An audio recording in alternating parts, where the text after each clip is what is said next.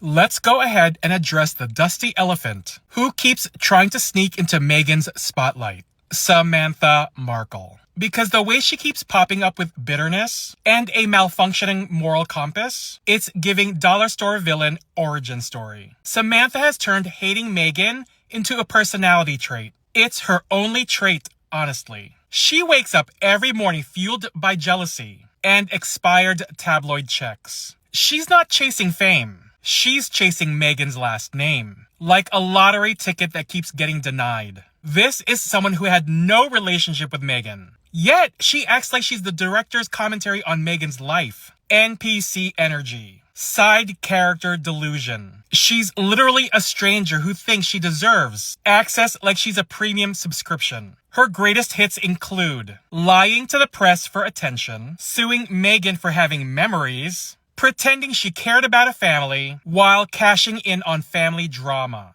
She tried to trademark Meghan's childhood nickname, like she was about to launch scam Ientology. The desperation is screaming. The jealousy is crusted on. It's like resentment has become her skincare routine. And baby, the results are showing. Samantha doesn't love Meghan. She loves the idea of profiting off Meghan. She's a walking, talking dollar menu conspiracy theory in a mobility scooter, constantly rolling up to any camera that will entertain her delusion for 45 seconds. Every time Meghan thrives, Samantha melts like foundation under studio lights. She tries to drag Meghan down, but you cannot pull down someone who is too busy flying business class above your mess. At this point, Meghan isn't even ignoring her. Meghan genuinely doesn't remember she exists. It's hard to recall background noise when you're the main event. Samantha Markle is a cautionary tale. Stay bitter long enough,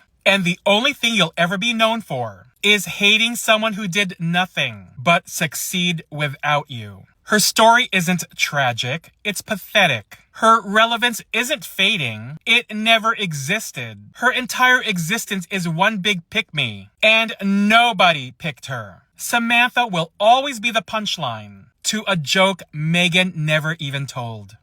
Listen, what people are reacting to in that Notorious Jtb clip around Samantha Markle and Meghan Sussex isn't just family commentary. It's the repetition. It's the fact that every road somehow turns into the same destination, Meghan. And when people see that long enough, they stop hearing about opinion and start hearing loop. Like imagine your mate tells you a story. Cool. Second time, okay. Third time, you're nodding but thinking about food. By the 10th time, you're like, bro, is this your personality now or just a broken record? That's the way people are picking up, because regular life has unspoken rule.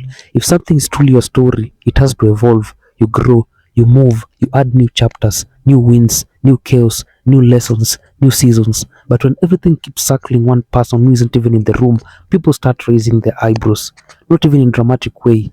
More like that quiet side that you give when your phone's at 2% and someone's still talking nonsense. And this is the uncomfortable truth most people relate to. You all know someone like this in real life. Maybe not on cameras, but in group chats, family dinners, office gossip. There's always that one person who can't detach from one storyline. And at first people listen, then they laugh, then they get tired. Then they just start muting the conversations in their head. That's what happens when repetition replaces range. Now let's be fair for a second. Everyone is allowed an opinion. Nobody's saying you can't speak. But there's a difference between I have thoughts on this situation and this situation is my entire brand. One is a voice, the other is a loop you can't exit. And that's why people are reacting so strongly. Not because they're shocked by drama. People love drama, let's not lie. It's because they're noticing something that feels stuck. And in normal everyday life, that's a warning sign people understand instantly. If your whole energy is tied to one person, one issue, one narrative, you're not really moving, you're orbiting. And orbiting gets tiring fast. So the takeaway for regular people isn't pick sides or any of that noise. It's simpler. Don't let one story become your whole story. Because the moment that happens, you stop living your own life and start narrating someone else's life. And that's what Samantha Markle has been doing for years. Also, that's when people stop hearing you as commentary and start hearing you as repetition. What people are pointing at here with Meghan and Samantha isn't some mystical power move versus obsession movie scene. It's just two completely different ways of handling noise. One side is talking loudly, repeating the same points, remixing old moments, keeping the story alive like it owes rent. The other side No replies, no back and forth, just silence. Samantha is busy making noise about Meghan, but Meghan never responds. And yes, people always romanticize silence like it's some superhero kept moment. Silence is usually just this: I've got better things to do. That's it. No orchestra, no dramatic music, just life moving forward. Just Meghan living her life unbothered. Now let's be honest, regular people feel this dynamic every day. You've got drama in the group chat. One person is typing essays, another person is quoting messages from 2021 like it's court evidence. Meanwhile, someone else just left the chat and is eating noodles in peace. And guess who's actually winning mentally? Yes, the noodle guy. Because here's the truth nobody likes to say out loud. Arguing takes energy, replaying takes energy, explaining yourself to the people committed to misunderstanding you, that's a full-time job with no salary. So when people see not engaging, they project all kinds of meanings onto it, strong, strategic, above it. Sometimes it is, sometimes it's just boundaries, sometimes it's just I'm not doing this anymore. And for people watching from the outside, the contrast feels so big. One side feels stuck in replay mode, the other looks like it's just gone. But let's not overglorify it like a movie ending, because in real life, nobody gets instant final chapter energy. Life does not come with a clean cutscene and credits rolling. What actually happens is simpler.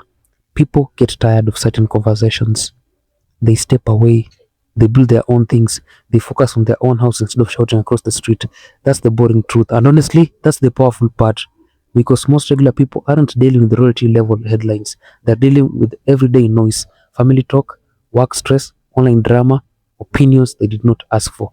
You don't have to respond to everything that calls your name. Some things survive only because you keep feeding them attention. And the moment you stop feeding it, it gets real quiet, real fast. What Notorious Jtb was basically saying is something regular people already low-key know but don't always practice. Sometimes the most powerful move is just stopping the back and forth, because look at it like this. If there's no real relationship holding things together, no shared life, no real day-to-day connection, no mutual, we're actually in each other's world, then what are we even maintaining? At that point, it's not a relationship, it's a loop, a running commentary, a story that keeps getting uploaded because someone is still hitting play. And in that kind of setup, attention is fuel. Every reaction adds another chapter. Every quote, every response, every interview snippet, boom, the cycle gets a new battery. Now, Notorious Jtb saying no contact, that's basically him pointing at the plug and saying, just switch it off. And honestly, regular people get this in their own messy everyday way. We've all seen it. That situationship that only survives because someone keeps texting. The argument that dies the second nobody replies. The I'm done talking about this moment that actually ends everything. Silence changes the game faster than any speech ever will, because you can't argue with nobody. You can't perform for an empty stage forever. Eventually it just becomes you talking to yourself, and that's when it starts feeling weird. And that's the part people miss. They think drama is powered by intensity. It's powered by participation. Take away participation, the whole thing has to stand on its own, and a lot of stories don't just survive that test. Now let's be fair.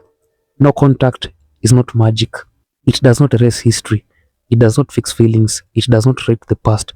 What it does is simple. It stops feeding the machine. And for regular people, that's the lesson hiding inside all of the noise between Samantha Markle and Meghan Sussex. You don't have to keep showing up to every conversation you have already outgrown. Because some cycles don't end with a big dramatic speech. They end when one person just stops replying and life quietly moves on without permission. Samantha Markle needs to give it a rest and let Meghan thrive in peace. Thank you so much, guys, for watching this podcast. I really hope you enjoyed. I'm your host, Miles, and I'll catch you in the next episode. Please like our videos, share widely to friends, family, and relatives, subscribe, and may God bless you. Thanks for supporting Harry and Meghan. Catch you in the next episode, and goodbye.